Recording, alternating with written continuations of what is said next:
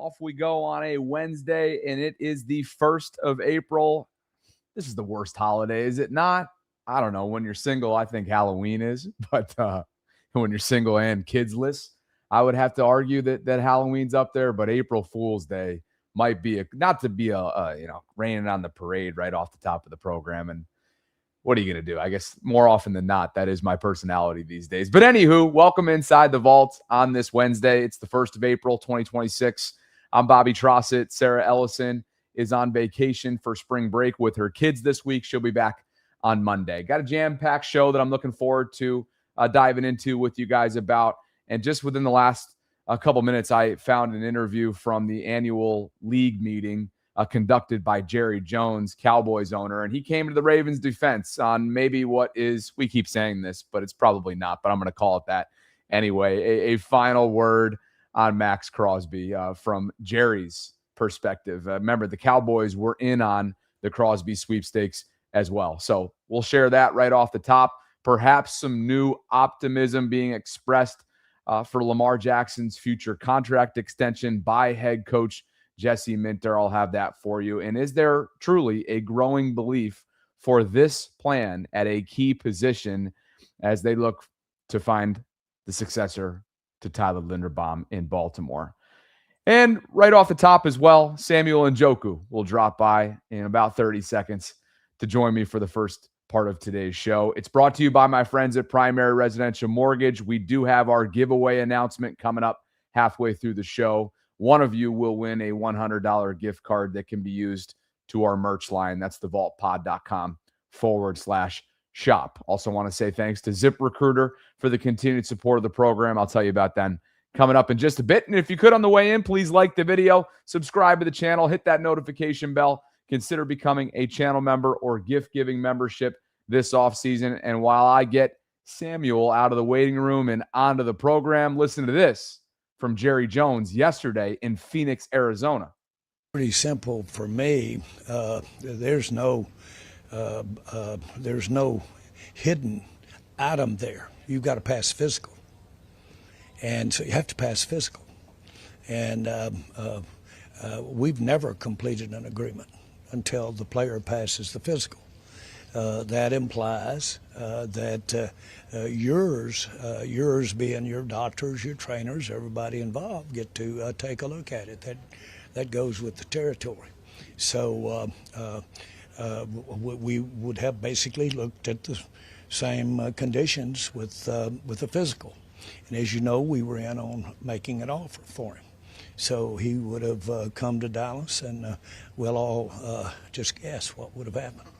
All right, brother, let's throw you right into the fire. Welcome back to the program. Samuel Njoku, as promised, host of the Ravens Talk podcast, co-host of the Locked On Ravens Squad Show from that family. You can find him in the X or Twitter space at Ravens Talk Pod.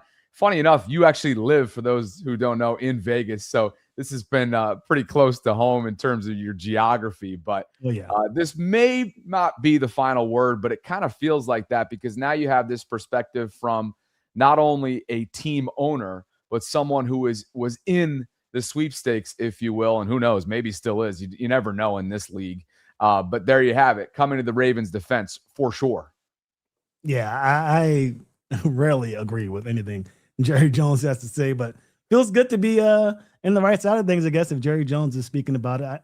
I've been all about the optics of this not being great for the Ravens, but the fact is that, hey, you're going to give up 2 first-round picks. You better be sure you're getting the guy you were promised. And it looks like from everything that they heard from the doctors and what we're hearing from other GMs out there, this was not a deal that was going to be had without some sort of risk on the Ravens' part. And you're not going to risk a future first-round pick and next year you don't know where you're picking there and a 14th overall selection in this upcoming draft without being sure that this guy's going to be the guy you envision for years to come. Quite frank, yeah, no doubt. And look, everybody in the live chat reacting accordingly, right? Some are just straight up well beyond this conversation, and I totally get and respect that.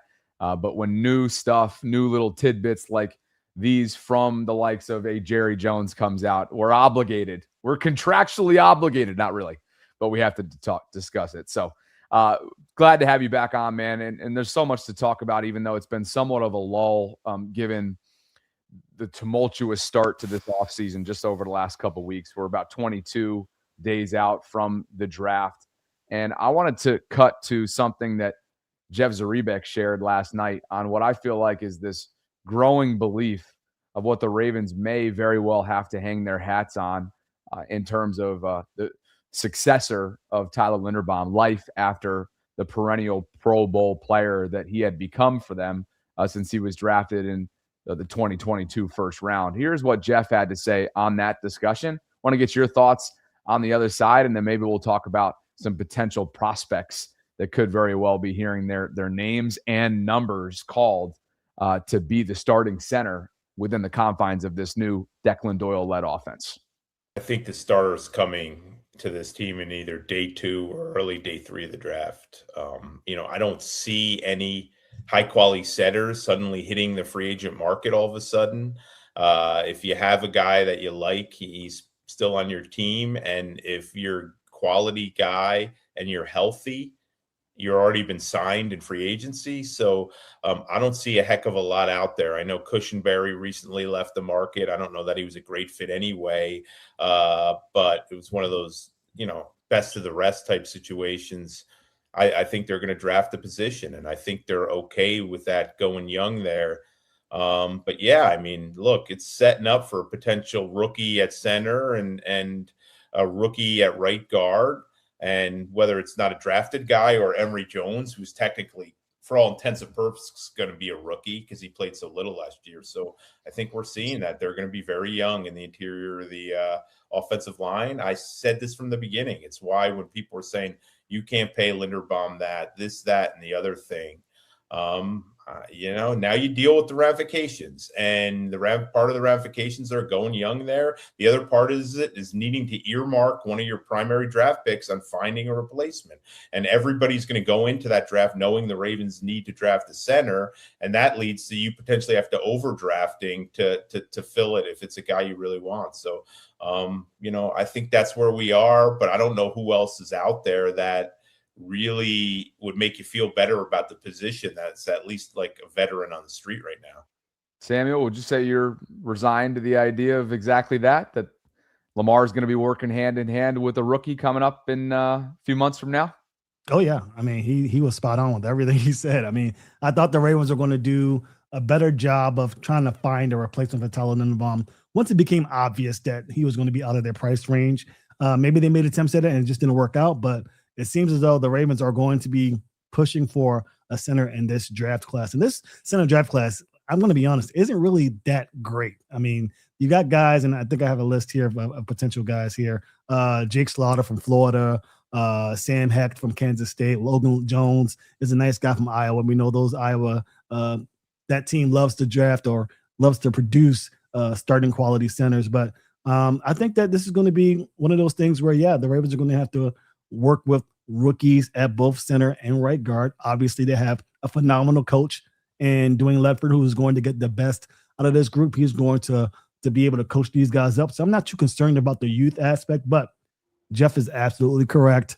You take that chance, you lose a top tier center to free agency. There's going to be some growing pains, and that is what you're going to have to deal with. If you're not willing to put up $27 million, you're going to have to pay the price for that. There is also this other idea of maybe somewhat of a dark horse scenario unfolding with Corey Bullock. And I think when you look at the numbers of what Danny Pinter was brought in for example, the veteran from Indianapolis, that sure seems like, at least on paper, backup type money. Corey is an undrafted rookie, as we know. Fun story, ended up at Maryland after transferring, and then has been with the program for the last couple of years and got a chance to see some action in the preseason and over the summer when Tyler was nicked up last year. Do you even allow yourself to venture down that scenario road this upcoming summer? Because, hey, Corey could find himself smack dab in the middle of this competition between, say, a day 2 or day 3, to Jeff's point, right? One of the names that you just referenced, one of those rookies, himself, and a Pinter come summer, and maybe there ends up being something that didn't take shape, at least not publicly to our knowledge, last summer, at right guard when it came to competition. I heard rumblings about Bullock. I mean, last season there was this not spoken about, but kind of out there narrative that, hey, if the Ravens aren't able to make it work for Tyler Linderbaum, Corey Bullock is taking those next steps where there's a potential situation where he is the next center. Obviously, this is going to be a little bit different of an offense. There's going to be some growing pains for everyone involved, not just the offensive line group, as far as finding out what the cadences are, what the language is for this offense upcoming. But the center position routinely is the easiest of the positions to fill because obviously there, besides the mental aspect where we're, aligning these linemen, whether you're looking for whoever the Mike linebacker is, there's a different role for the center, but you're not really dealing with the stunts and all of that stuff that the guard and the tackles have to deal with. So you can find a center that's decent at it. Corey Bullock, I think, is a great athlete and could potentially be that guy. I wouldn't put it past them, especially with Dwayne Leffert. All of these signings that the Ravens have done in offensive line, I'm sure Dwayne Leffert's had input in. So don't be surprised if it's a guy like Corey Bullock that comes out and be that guy. Maybe they're comfortable with it and just not sharing that going forward. So very interesting to look at as the draft progresses. They've leaned on the undrafted rookie before, as you alluded to, and maybe they do again. We'll have to see. They've got 11 picks over the 3 days. And, of course, they've got undrafted rookies that'll be brought in immediately after the draft, and what's always an insane 24 to 48 hours in those immediate days that follow the 3 days, which is coming up the final weekend in April. Here is what Jesse had to say yesterday at his 30-minute sit down for the annual league meeting when Jeff asked him directly about starting center and whether or not that candidate, that player, is currently on the roster as presently constructed. Again, you just said it at the beginning, like depth charts right now, it's pretty irrelevant. We're excited about a couple of the guys that we've added. We're excited about some of the guys on the roster. We're going to let that sort itself out through competition, all the way into training camp. We're going to use the offseason program not to be overly competitive, but really just to teach our offense and our defense and our special teams and get reps at the things that we need to get reps at. And then the real competition will be in training camp, and I'm sure by then we'll have even more pieces added into that competition. All right. Two of the themes from yesterday, confidence and excited. Yep. Jesse is still, understandably so, kind of working his way into getting a feel for this boost in media requirement, right? When you're a coordinator, which he's been the last couple of years at the NFL level, at least under Jim Harbaugh, you typically speak once a week in season. Out of season at all? Maybe not. So this is new to him. And I think he's keeping things very, very close to the vest, right? And so from a fandom standpoint, I'm sure, from a creator standpoint and the coverage side of things, it's like, yo, come on, like, can you give us a little bit more? But at the end of the day, this is part of the adjustment process for him, Samuel, and we both know it has been extremely eventful in his first few months on the job, too.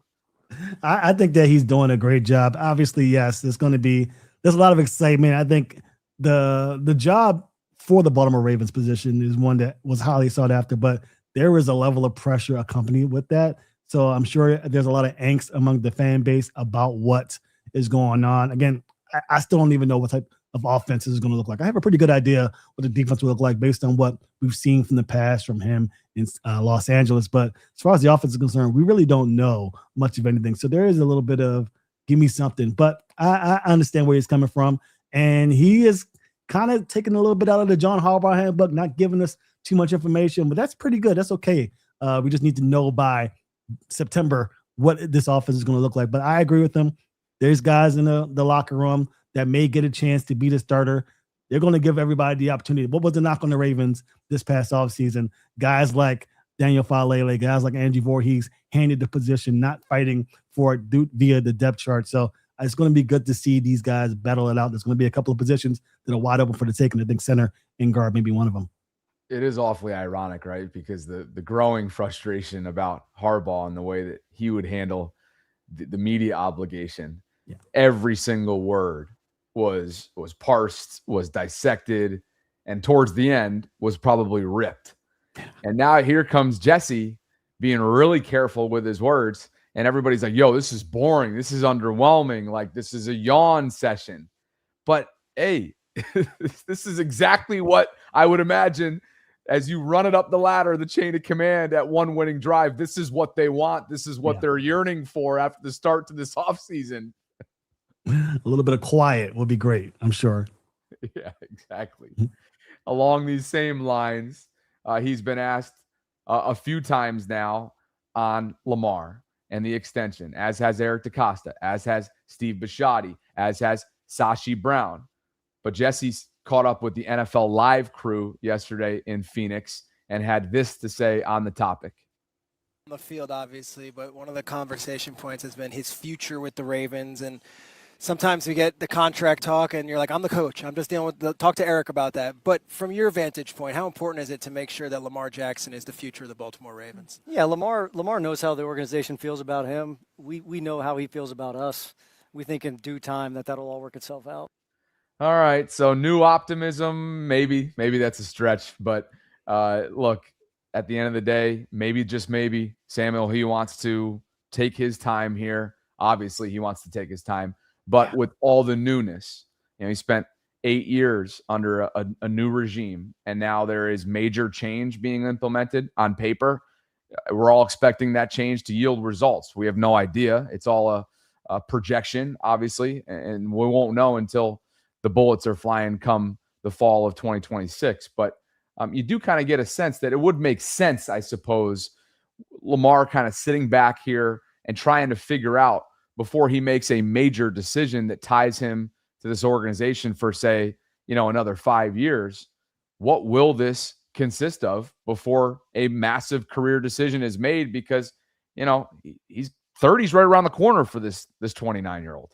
Yeah. It is. And I don't think that there's any rush for Lamar Jackson to sign the contract extension. I put that March 11th deadline for him to get an extension done. They restructured his deal. He got a $40 million signing bonus after that, a big old check, and said, hey, here you go. We're going to restructure the deal and give you all of that money up front. So he's under no pressure or any type of rush to sign that extension. And I think that gives him the opportunity to see what this coaching staff can do, to see what pieces they put around him to get him to where he wants to be, this new offense that we're presumably are going to be tied around to what Lamar Jackson wants and not just what has worked for him in the past. So it'll be interesting to see what happens. It seems as though their relationship is great. Obviously, the dynamic between Lamar Jackson and the Ravens is different than almost any other quarterback in the league. So you don't hear much from either side. They like to keep their relationship private, which is, it's okay. That doesn't do much for us as the media and content creators go. But as far as what works with them, it seems to be working fine. So I'm not too concerned about an extension getting done this time around, but I did say, and I continue to say, that by this time next year, if an extension is not done, the Ravens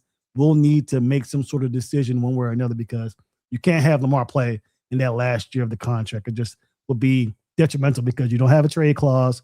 You don't have a tag clause associated with that contract. That means that he has the opportunity to leave without any compensation after the 2027 season.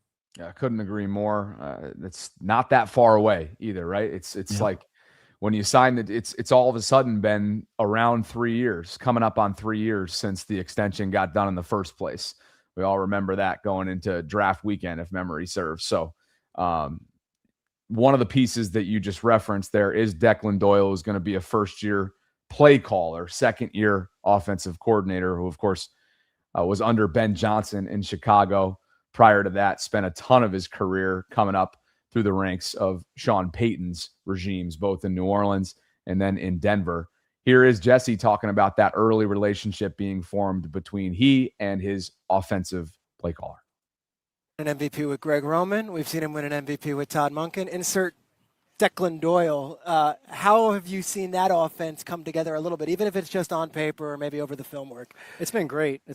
I've just strengthened my feeling of Declan the more and more that we get to spend around each other, the more time we spend together, learning the offense, learning each other, learning how I can help him, how he can help me.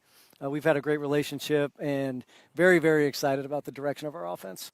All right, Samuel, out goes the fullback. There is still one within the 90-man roster side of things, and Lucas Scott out of Army West Point, but based on recent comments, sure seems like from Eric DeCosta, that is, sure seems like they're going to be phasing out that position and moving forward with this Declan Doyle philosophy. They only have 2 tight ends on their roster right now. You and me both know they are not done in that department by any stretch, and it wouldn't surprise me if 2, plural, 2 are taken over the course of the 3 days later this month. What is your expectation schematically for Declan?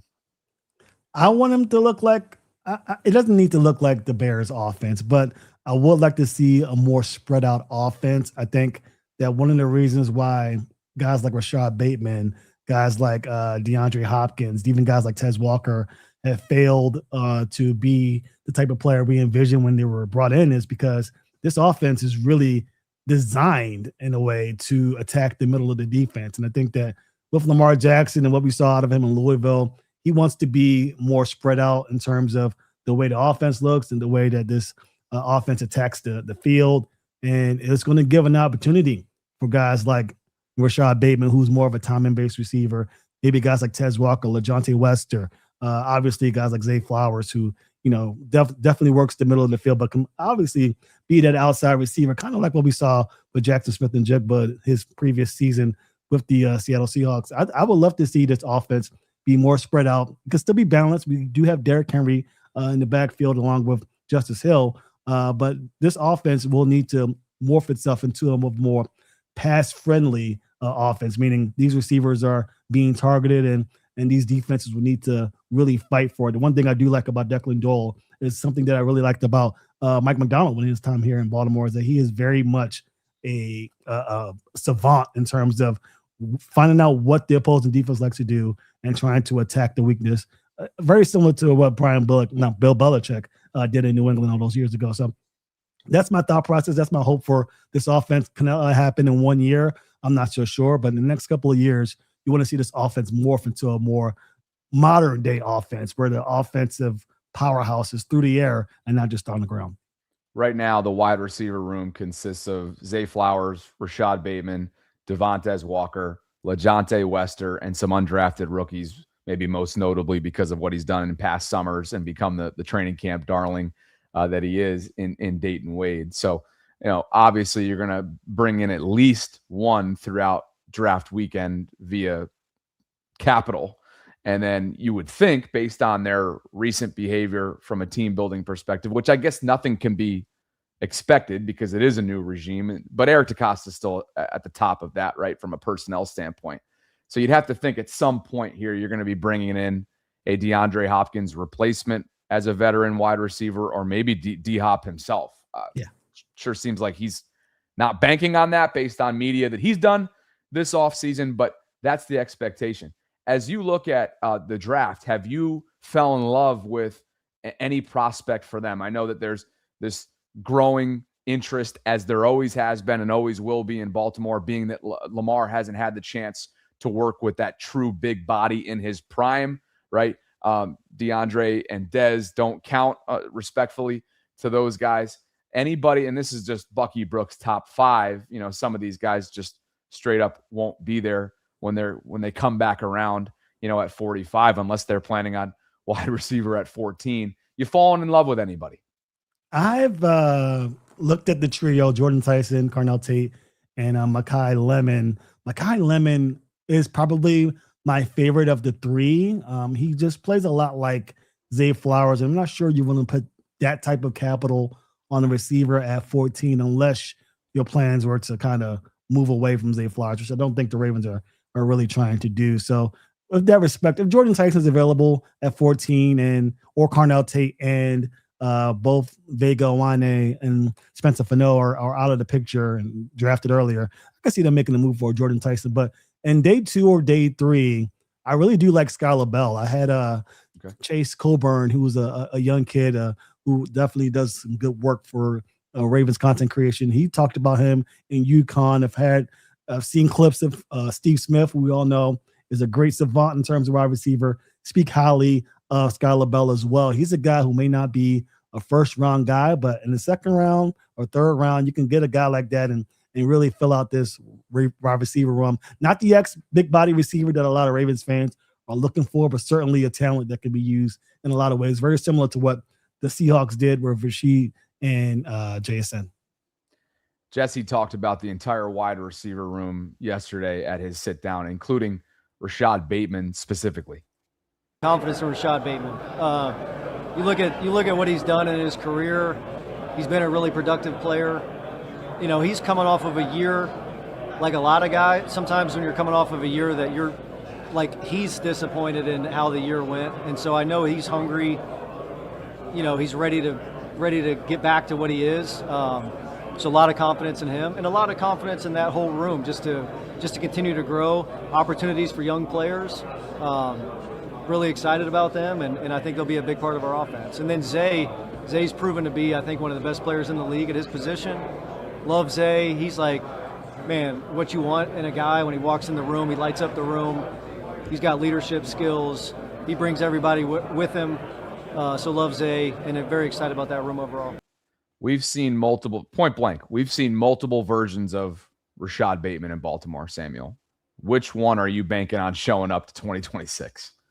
I'm looking at the 2024 version, the one that got in the end zone and made things happen. I just think that this offense wasn't for Rashad Bateman at all. If there's anybody on the roster in 2025 and even 2024 that should be upset with the way the offense was, it should be Rashad Bateman, because we see the numbers. We know that he's always getting open, but he's a timing-based receiver, and that offense just didn't give him opportunities on the outside, between the numbers, outside the numbers, I should say, to make plays. So I'm very interested to see what he looks like this year. This would be a pivotal season for Rashad Bateman. I'm curious to see if Rashad Bateman even wants to be in this type of situation right now, because if he has an off year this year, then his stock plummets. Whereas if he were to go on to a more established offense that already runs heavy 11 personnel, that already runs the outside receiver game to the benefit of guys like him, then he may be able to shine brighter in that regard. But I could see him having a bounce back season this year if given the opportunity. How can they keep him engaged becomes the question, I think, because that has waned, obviously. And that's why I asked you the question the way that I did, because you're not kidding. He went through the roof for his standards in terms of what he's put up, statistically speaking, in 24. 9 total touchdowns, tripled, maybe more than tripled his previous 3 seasons at that time, production-wise. He went over 750 yards receiving, and the player himself was engaged. Yes, there were some. Am I thinking correctly here that was the 3 interception or the 4 interception season for Lamar, and he was gypped of MVP? I am thinking correctly, because I'm pretty sure 2 of those 4 were in Rashad Bateman's hands, or somehow he was involved with those plays, right? Am I remembering this correctly? That is correct. Yep. Yeah. Which Rashad Bateman are the Ravens going to get? I think that has to be a major, major priority for them. Hey, you doing okay on time? I got to get a read in here and announce our winner. Maybe another 10 minutes or so with you? Yeah, let's do it.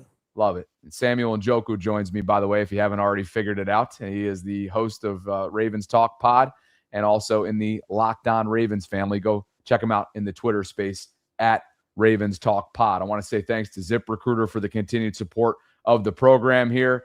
And listen, we're about a year into our first ever hire. Shout out Brendan Molson on the editing side of things. He's been doing great work repurposing our stuff on a daily basis. And so that was my one and only hire as a businessman, along with Sarah. And he's just he's been great. We just celebrated, like I said, 1 year of partnership. And if you're hiring, you want a candidate who's passionate about your role, but you can't get that insight from a resume unless you post your job on ZipRecruiter. And now you can try it for free at ZipRecruiter.com/audio. ZipRecruiter's powerful matching technology finds qualified candidates quickly, and ZipRecruiter has a new feature that shows you the most interested qualified candidates first, so you meet the right people faster. Find candidates who really want your job on ZipRecruiter. 4 out of 5 employers who post on ZipRecruiter get a quality candidate within the first day. You can try it for free at ZipRecruiter.com/audio. That's ZipRecruiter.com/audio. Meet your match on ZipRecruiter. And Samuel, what we do here, since launching over the summer, our merch line, we do a little $100 gift card giveaway on a monthly basis. So you're going to have a front row seat to this. And we're totally randomly selected from this group who participated in the Instagram space. There's also a Facebook space as well, and we throw everybody into the pot and use our system to randomly select a winner. We had over 20 entries, and all you had to do was follow the instructions that you see on the screen. And now a $100 gift card to thevaultpod.com/shop goes to, again, these were all some of our entry winners, or at least participants right here. And taking it home is Really Cool 31. That is Really Cool 31. Don't have a name for you, but I hope you reach out to us at BaltimoreRavensVault@gmail.com. That's the way you will be able to get you your winnings. So congratulations to Really Cool 31. We'll open it up again this month as well as we continue to celebrate all of your support that you give us. And thanks to Primary Residential Mortgage for the continued support of the program as well, because she makes it happen, and I appreciate all of them. All righty. Let's continue the conversation. Over 1,100 concurrents and counting. And we do have this to discuss as well, because Gerry Sandusky, longtime voice of the Ravens, a former colleague of mine at WBAL, is calling it a career. And the Ravens put out this statement right here. And Samuel, I mean, the guy's synonymous with, big time Ravens lore and moments and calls. You think about the Jacoby Jones Mile High Miracle. You think about the road to the Super Bowl. You think about, of course, his classic phrase, right? And the signature call, the Hayes in the barn. Gerry is hanging it up. And this was released by team president Sashi Brown. As the voice of the Ravens, Gerry brought a distinct flavor and aptitude that captured every emotion of Baltimore football. While Gerry's in-game knowledge was second to none, it was his exceptional talent to illustrate with words that truly sparked a long-lasting connection amongst our fans. You can go on and read it. I'll leave it up here the rest of the way. But your memories of this voice as a Ravens fan, longtime one. I know you are, because you're originally from Baltimore. You're in Vegas now, but you're originally a Marylander at heart. Yeah. I'm born and raised in Baltimore until 2020, till 2017. So I've been there for the long haul, and I've got to, I was a beat writer for a little bit, and I got to spend some time with Gerry during the games and doing a little bit of, I think he came on Wednesdays during the scrum with the Ravens players. But yeah, he was always nice to me and always very forthcoming with any, questions that, young guys would have. So I, very, very much so appreciate his time with the Ravens and all he did. In fact, when I heard about this announcement, the first thing I thought was, who was going to be his replacement? And Bobby, your name was the first one that came to mind. Maybe you have a little bit of game management in your future as far as being a broadcaster, because yeah, I can't think of another person who could be what Gerry Sandusky was. What a legend he was. And I'll be talking to Q, who spent some time with him during the early days of broadcast, to get his thoughts as well. But yeah, he is going to be missed for sure. That was an April Fool's joke for sure, because it's just unreal to think that in the upcoming season we won't be hearing his voice broadcasting these games. There's plenty of those memories and plenty of those April 1st jokes that are going along as well. I think Marlon Humphreys caught a few strays today, to no one's surprise. But to your point, I mean, Q was right alongside him for that Mile High call. And I had a chance to work alongside Gerry as well at the beginning of my career, when, I thought it was going in the direction of sort of traditional media, traditional TV and radio. And I spent the majority of my 20s chasing exactly that, and had a chance to take over for Keith Mills in 2019, who semi-retired and was working with me on game days as the main primary host of our programming there. But I took over as the sports director on the radio side. And of course, Gerry, long time on the TV side, including the main play-by-play broadcaster for the last 2 decades of the Ravens. And I just remember wanting to soak up every last chat, every ounce of expertise and tidbit and experience that he brought to the table. So I look back on those years fondly and wish Gerry Sandusky well. That's Gerry with a G, for those of you who are not familiar to the area. He has written a book on that. There has been, it's well documented what his life became after the Gerry Sandusky from Penn State took place and all of that. And it's actually, when you're in a public facing career, the way that I know that was a challenge in his career. So go read up on that if you haven't already. But again, Gerry Sandusky calls it a career after multiple decades at the helm. in Baltimore. Congratulations to him and WBAL TV 11 and everything he did for the Ravens organization. Monica is celebrating 11 months of channel membership with us, and she writes, "Thanks, Bobby and Sarah, for all your hard work. You both are loved. Celebrating my 69th birthday on March 29th, so it is a belated 69th, and blessings with many wonderful milestones in my 60s. Thank you, Monica, and again, happy belated to you from this past weekend. Sawyer Squad is celebrating 11 months, and we'll let you take this one as we put our draft hats on here. Sawyer Squad wants to know, Bain, Venga, Sadiq, they're all there at 14. Who you taking? I'm biased being a fan of you. How can you not? Listen, after what he did in the playoff, I'd be biased too. Hashtag flock up. Who you taking of the trio?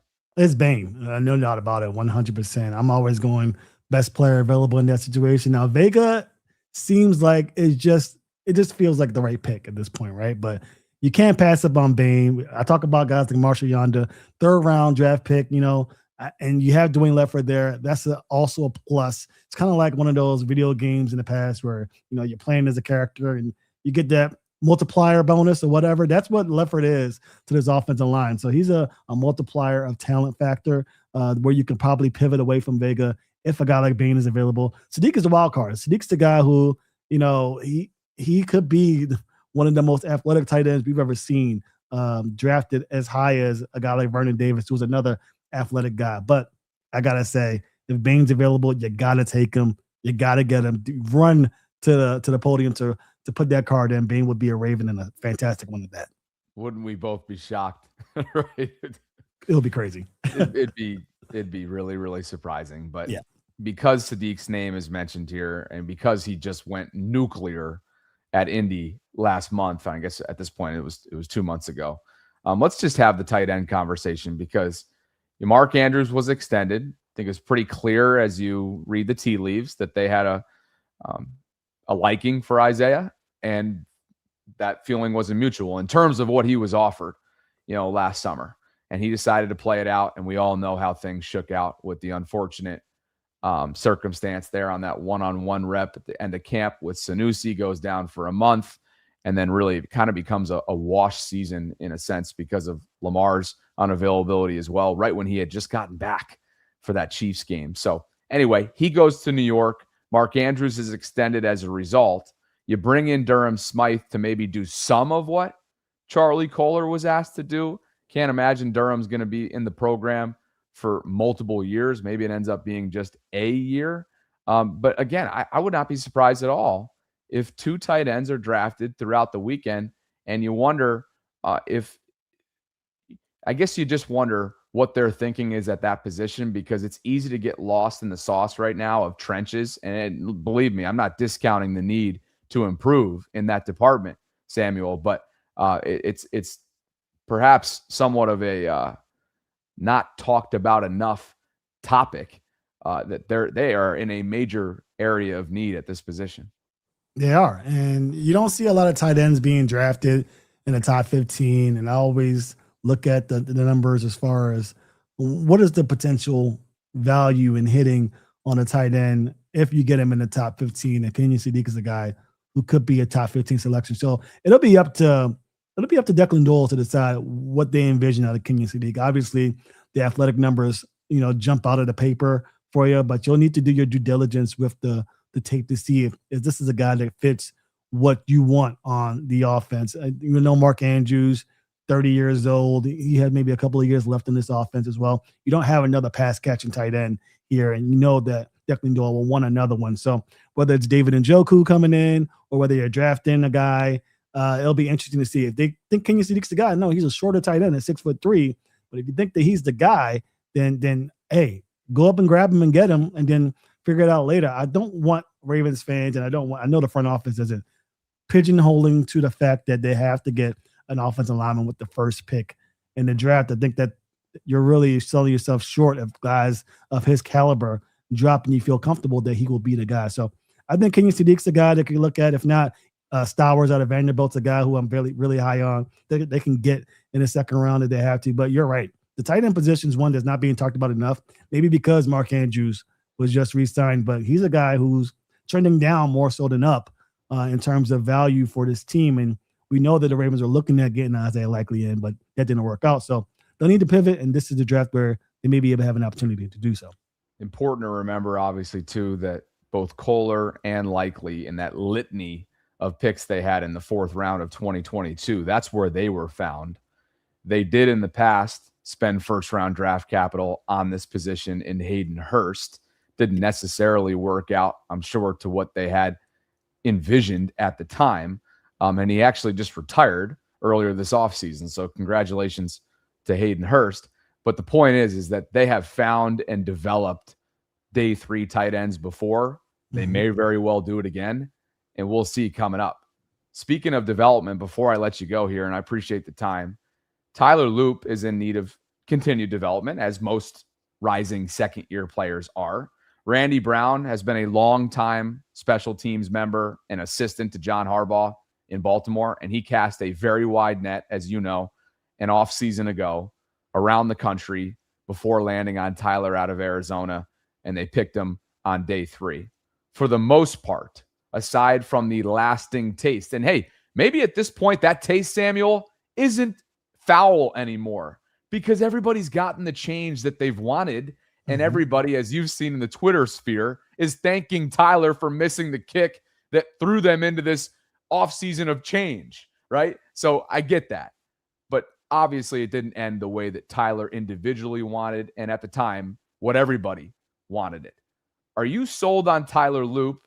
And when it comes to the competition side of things, knowing that they had an undrafted rookie out of Wyoming and John Hoyland in for at least a portion of the summer last year, do you think they go down that route again? Would you welcome the idea of competition this summer? Yeah, I would. Okay, I'd be okay with it. But I think Tyler Loop is the guy, and I think that bringing back Randy to be the coach over there was a good sign that they were very confident in what Tyler Loop can do. And I think a lot of Ravens fans, if you're anti-Loop, should realize that not everybody's going to be Justin Tucker. Justin Tucker, I was at the training camp.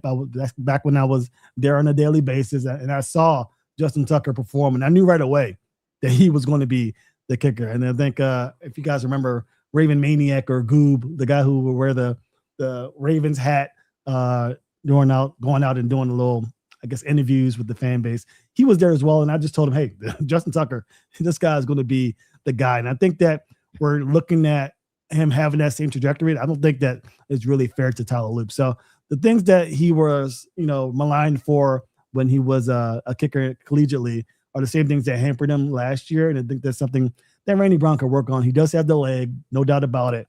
He just needs to get the accuracy in check. And remember that kick in Pittsburgh, that was his first ever kick in Pittsburgh. High pressure, your team's going to the playoffs or not, atmosphere. I don't knock him for missing the kick. I think that he definitely has the tools to improve. If this doesn't work out this year, then maybe you make a move in that regard, but got to get the kid at least one more year. He was a rookie. I tend to agree with you. I do. Sarah and I have had some good back and forths on this. She is vehemently in disagreement with me about this idea and wants competition. And I get the idea of competition. It breeds excellence and it brings out the best in competitors. So maybe they do go that road. And certainly, by the way, with what I have up on the screen yesterday, I won't play it because I know the majority of our audience has seen it at this point, but Jesse was non-committal on the idea, meaning he's not saying one way or another that one, Tyler's the guy, or two, there won't be competition in this summer. So we'll have to wait and see. And he's obviously, that's just in line with his messaging approach and how he's chosen to handle the media side of things. But Tyler finished at an 88.2 field goal percentage this year. He was 30 of 34 overall. You and I both know the area in which he struggled. It was from 50 or more. He was 1 for 4 in that category. That's got to get cleaned up. He was 44 of 46 from a PAT standpoint. And then, hey, from a field positioning standpoint, that landing zone and the accuracy, the pinpoint accuracy at times from a technical standpoint, that was below him as well from an expectation side. So that's got to get cleaned up. I imagine that Randy Brown is making it, he's hell-bent, I'm sure, this offseason on cleaning up the procedural stuff of the position as well, because with the way that the rules have changed in recent seasons, it's not just kicking it through the uprights. And oh, by the way, the operation's about to change. While Nick Moore was extended as long snapper, Jordan Stout, who's been the placeholder since he was drafted, is no longer there. And that's a technical adjustment as well. So this operation, or as Justin used to refer to it as, the system, is about to change. And maybe that needs to be discussed as well. Oh, yeah, that's a huge part of it. And I'm going to talk to Nick Moore, I think, this week, maybe even today, about it. But this is going to be a little bit different. Jordan Stout had a responsibility, not only as the punter, as you know, he was the holder, and it's going to be different. Whoever they bring in, obviously, it looks like it's going to be a rookie to get everything in line. So a lot of pressure on Randy Brown to get things done. Obviously, the pressure's on Tyler Loop to get things done. And to your point, again, I'm not saying that a competition, this is going to be a good thing, but if you're going in with the competition with the hopes of finding someone to beat out Tyler Loop, I don't think that's the mindset you should go in on, especially with the guy as talented as Loop is. 30 for 34 isn't bad. Just got to refine the little things. I guess the big things being in kicking from 50 yards or more. And it's not easy to kick at M&T Bank Stadium. It's not easy to kick at Acrisure Stadium either. So he's not kicking from a dome like some of these other kickers. He has a lot of the elements to deal with as well. So I think this second year should be, hopefully, a step in the right direction. When you get a chance to catch up with Ravens long snapper Nick Moore, tell him the Orioles could sure use him. Oh, yeah, for sure. I'll relay that message. For those who have not followed Nick's career, he could have very well have chosen the baseball path and was drafted, by the way. So He's an all-around athlete. And if you go back to some of his long snapper highlights too at Georgia, this guy can lay the wood, man. He is a brick body. I've been on a golf course with him before. The guy is built like an ox. So we look forward to that conversation. And hey, let everybody know what you got coming up. We've teased where everybody can find you, and I'm sure most are familiar with your work on X at Ravens Talk Pod, in the Locked On family, Ravens Talk Podcast. But please, anything that you have coming up, let everybody know what you have. Yeah, you can find me on the Ravens Talk Pod, as you mentioned, on Twitter. I know I see a lot of comments, Ravens fans.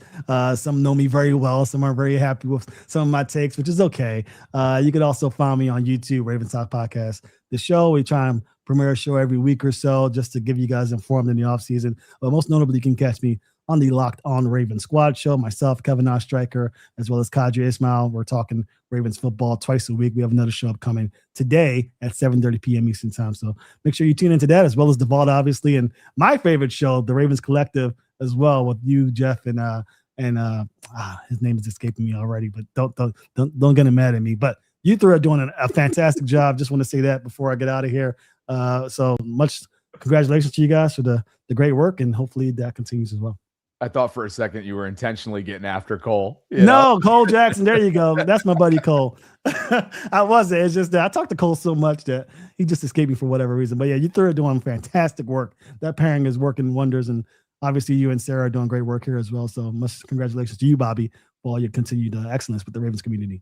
Thank you, man. The feeling's mutual. Those guys are a trip. It's been great to get the feel of a trio and the sort of partnership that forms. You have to do it quickly, and a lot of it happens. None of us practice on the side, for example. Yeah. You and I chat now and again off the air, but it's like, instant chemistry doesn't always happen on the air. So you appreciate when that does kind of materialize. And hey, this is a big week for your home city now, because in 2029, Super Bowl 63, I believe, because 61 is in.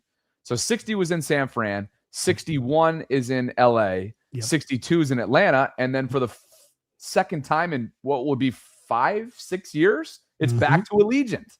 It is back to Allegiant. A lot of Raiders fans do not care for me right now. I'll make sure I wear my Ravens gear outside, and I need to find a Maxx Crosby Ravens jersey. Just make it and just cross out the Ravens sign and put almost Raven and see what happens. But, a lot of Raiders fans are giving me a lot of grief over here in Vegas. But yeah, Vegas is a great place to watch the Super Bowl. If you guys aren't, don't got the funds for the Super Bowl, I don't either. Just go in there, look at the festivities, lots of stuff to do in Vegas for sure. But yeah, it's going to be crazy. The second time in 5 or 6 years. Last time was when the Ravens were supposed to beat the Chiefs and head over to the Super Bowl. Obviously, that didn't happen in the AFC Championship, but what it shoulda, coulda, hopefully it happens again for them. Well, I'll leave you with this too. And now that I know that you are a Vegas guy, and I figured that out for a while now, but it's been a few months. I'm looking forward to hopefully doing yet again the annual contest weekend at Circa like I do every August. Yes. And this time I'm going to pry myself away from the commitments I make to that partnership and find a way to get a drink with you. I look forward to that. I kept you for longer than I typically do. So thank you for your time today. And hopefully everybody will check out you guys tonight within the Locked On Network. I'll drop all the links as always, brother. And it was great catching up with you.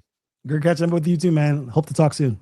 See you. Samuel Njoku, Ravens Talk Podcast. Great personality, friend of the program, and super generous with his time, guys. I hope you'll go check out his work and thank him. If you got something from that conversation, I'll drop the X link. You can go find him on YouTube as well, but just drop that link into the live chat. I'm going to go through the notable offseason moves kind of to date because, you blink and all of a sudden, while it's been a somewhat of a lull compared to past activity in recent months, there still has a lot that's been taking place within the Ravens activity, team building side of things, both with arrivals, departures, and everywhere in between. Earlier on in the program, if you were watching, we gave out this month's winnings, and it went to really cool. Was it 31? She didn't have her specific name on Instagram, but this month's Primary Residential Mortgage gift card to the vaultpod.com. It's our merch line. We gave that out for March, and so we will start a new one here shortly for the month of April. But first, before we do that, I want to say thanks to Primary Residential Mortgage for continuing to support the Vault. If you're getting a tax refund from the IRS this year, what if you used it to buy a home instead of spending it? Your tax refund could help you cover down payments, closing costs, paying off debt to boost buying power, maybe even your moving expenses. Your refund isn't just extra cash. It could be your first step towards building long-term wealth. Closing costs and fees may still apply, but if you have questions, you want to learn more, go visit the link that you're looking at right now, the page that you're looking at right now. And for those of you in the audio-only space, you can go down to the show notes where you will see a direct link where you can go to primeres.com. That's the Mid-Atlantic side of things. Give them a call. Learn about your home buying power. 410-663-2222. That's 410-663-2222. Appreciate them.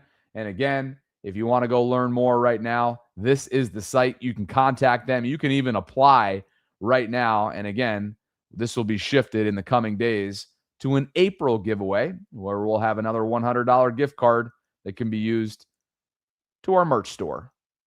Thanks to Primary.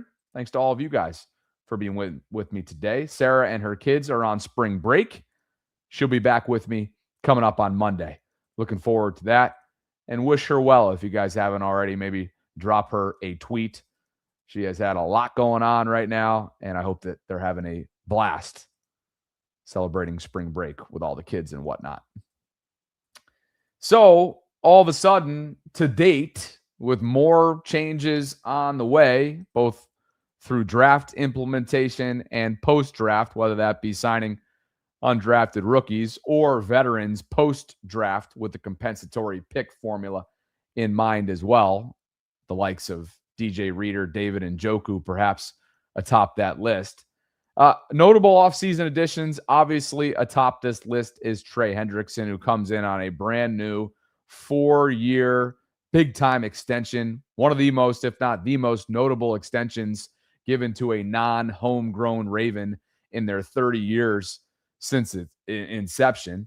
He now will bring a new level of flavor, a nastiness to the Ravens defense that they so desperately need, particularly when it comes to getting to the opposing quarterback and ensuring that 40-plus-year-old Aaron Rodgers, assuming that he will suit up for the Steelers and face off against the Ravens at least twice in 2026, doesn't have the ample time that he had in the pocket a season ago. John Simpson will likely be one of your starting guards. Perhaps that's left guard, where he started all 17 games in 2023 en route to an AFC championship game. One that's certainly not being talked about enough, and I look forward to doing a deep dive on with Derek Coleman from All 22 later on this week, is safety number 3, Jalen Hawkins. He comes over from the Patriots. Jalen is a player that New England allowed to walk. The Ravens brought him in 2 years, $10 million. And I think you're looking at a player that's an upgrade over what they had at the position, whether that be Alohi Gilman or Ardarius Washington, who both had their shortcomings in 2025. I hate to even, criticize Ardarius because he busted his butt back to be available down the stretch from an Achilles tear in that conditioning session back in May, coming up on a year since that took place. But I do think you're looking at a player that has a higher ceiling than both of those players. And when you think about the team-friendly deal that they brought him in on, Jalen Hawkins lined up alongside the rising second-year player in Malachi Starks on the back end, allowing Kyle Hamilton to go be used as that Derwin James chess piece that Jesse Minter had so much success doing during his 2 years in Los Angeles. That excites you. And there's going to be a lot more stability, a lot more calm on the back end. And that has not been the case out of the gates in Baltimore defensively over the last couple of years under Zach Orr. Durham Smythe comes in as the lone tight end signing so far this year, and he spent last year in Chicago with Declan Doyle. He does not catch the football when he has before, but has not often throughout his career.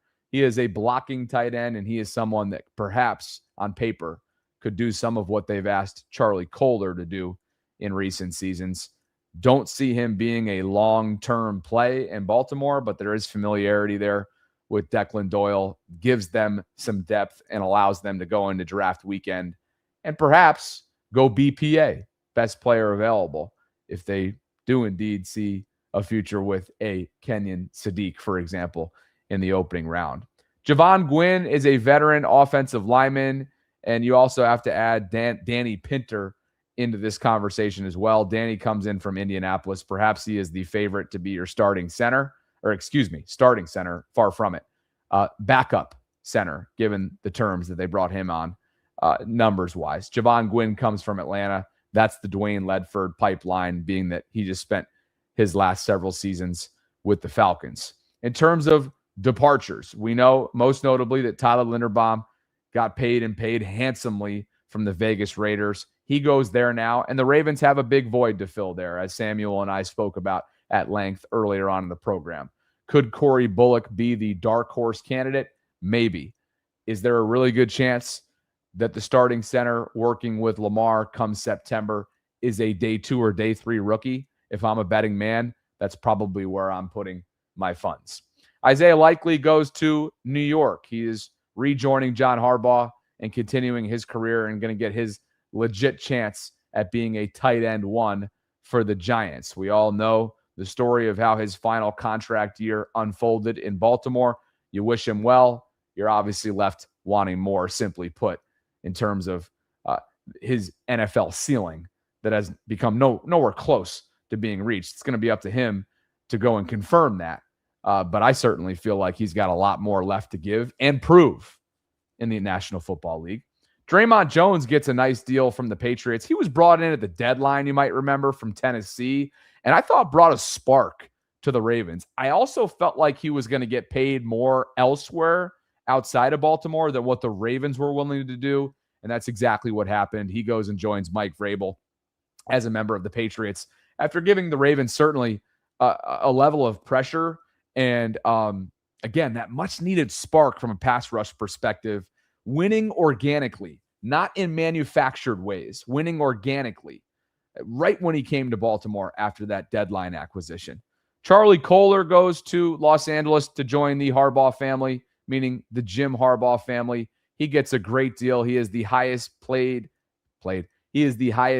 blocking tight end in the league, and I am genuinely happy for him. He told Sarah and I a couple weeks ago that the Ravens made a competitive offer, but I think it's pretty honest. It's pretty obvious, I should say, that Charlie wants to go. And speaking of NFL ceilings, he's not even close to reaching his. he may be in a different stratosphere, or that ceiling, if he had stayed in Baltimore, may have been like stratospheres away.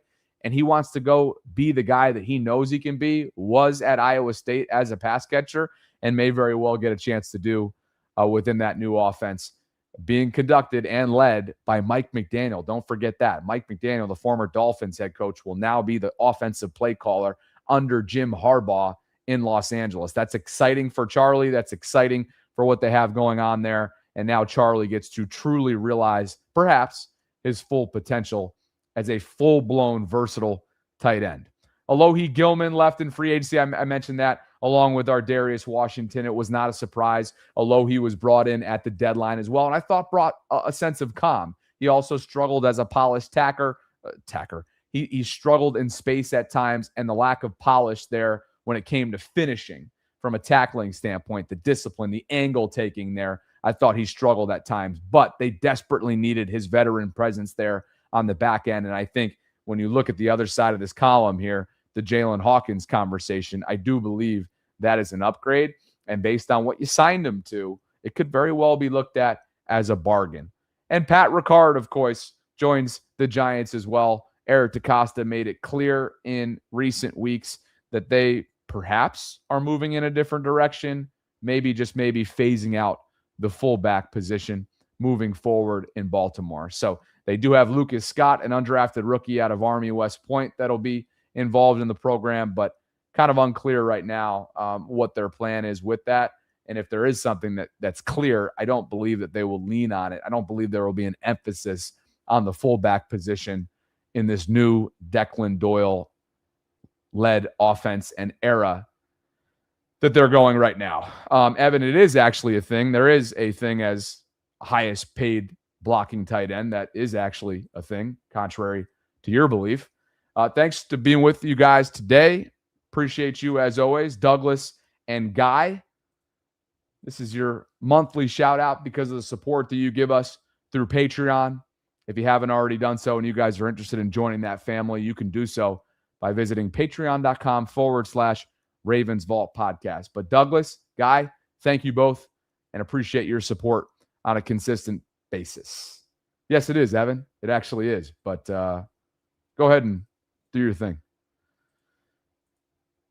Thanks to Samuel Njoku for dropping by. He gave me over 40 minutes, I think, which was awesome to hang out with him. And I hope you guys will go check out what he's up to in his content space as well. Sarah will be back on Monday, and I have some more plans in place for Thursday and Friday programming in terms of continued guests rotating in and out here inside the vault. If you could like the video on your way out, subscribe to the channel, hit that notification bell, consider becoming a channel member or gift-giving membership. I'd appreciate it. And thanks to all of you for spending some time with me on this Wednesday. It is April 1st. Keep your heads on a swivel out there, and I'll catch up with you on Thursday at 12 noon Eastern, if not before. Later.